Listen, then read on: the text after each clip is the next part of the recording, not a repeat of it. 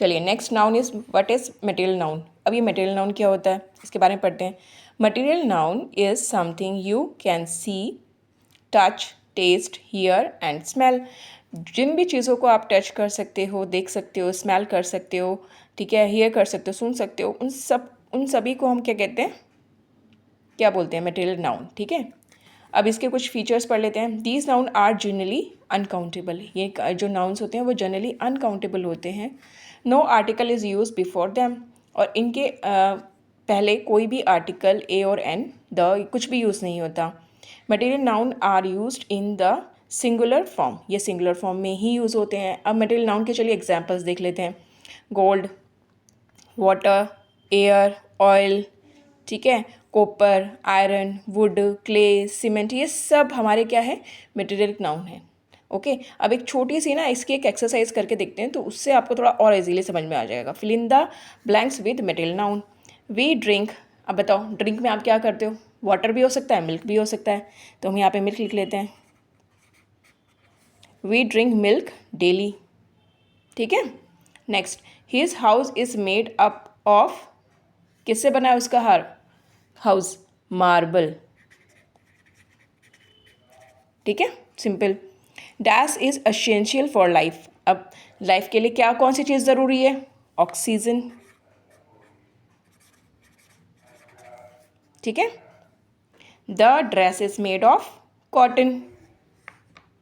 Cotton भी बोल सकते हो या फिर आप सिल्क भी लिख सकते हो। ठीक है, नायलॉन भी लिख सकते हो। The window are made of, window किससे बनी है, ग्लास।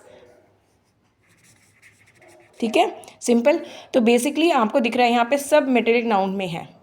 ठीक है, जिसको आप टच कर सकते हो, फील कर सकते हो, टेस्ट कर सकते हो, ये सारे वो हैं, इसे हम कहते हैं मटेरियल नाउन। अब इसी के साथ साथ आता है आपका एब्स्ट्रैक्ट नाउन। ठीक है, अब एब्स्ट्रैक्ट नाउन इसका अपोजिट होता है। ठीक है, abstract noun is something you can't see, touch, taste, hear और स्मेल। जिसको आप टच नहीं कर सकते हो, फील नहीं कर सकते हो, हेयर नहीं कर सकते हो, ठीक है, स्मेल नहीं कर सकते हो, उसे हम बोलते हैं। मटेरियल नाउन में उल्टा था कि जिसको आप देख सकते हैं, है ना, फील कर सकते हैं, टच कर सकते हैं, टेस्ट कर सकते हैं। एब्स्ट्रैक्ट नाउन में एग्जैक्टली उसका उल्टा होता है। इसके एग्जाम्पल्स क्या है, sweetness, honesty, heat, love, anger, ये सारे इमोशंस हैं बेटा। अगर मैं इनको सिंपल वे में बोलूँ कि abstract noun basically it's an emotions. Okay, जिसको आप फील कर पाएंगे लेकिन आप एक्सप्रेस नहीं, वर्ड्स में तो बोल पाएंगे लेकिन आप एग्जैक्टली नहीं बता पाएंगे। ठीक है, चलिए अब जैसे इसमें फिल इन द ब्लैंक्स के थ्रू हम एक बार थोड़ा सा इसको करने की देखते हैं, कोशिश करते हैं ताकि आपको समझ में आ जाए। Dash is the best period of one's life.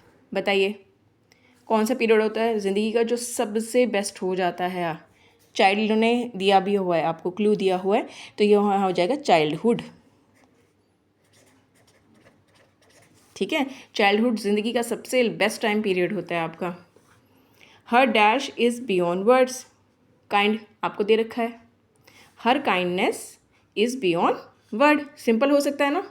अब काइंडनेस कोई चीज़ तो है नहीं, आप उसको टेस्ट नहीं कर सकते हो, फील नहीं कर सकते हैं। ठीक है, ये सब नहीं है, आपकी एक अंदर की एक फीलिंग सी है।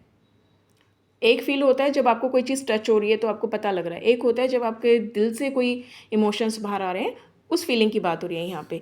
तो हर काइंडनेस, ठीक है।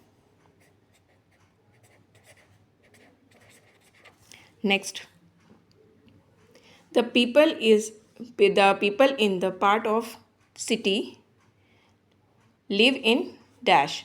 पुअर लिखा है ना, तो हम क्या लिखेंगे अब यहाँ पे कि ये जो पीपल इस सिटी के कंट्री के पार्ट में जो रहते हैं, the people in the part of this country live in poverty. ठीक है, वो पोवर्टी में रहते हैं, गरीबी में रहते हैं। ठीक है, dash should always be avoided. क्या अवॉइड करना चाहिए, क्लू में आपको दिया है वेस्ट, तो वेस्टेज हमें अवॉइड करनी चाहिए, हमें नहीं करना चाहिए ना ज़्यादा कुछ भी वेस्ट।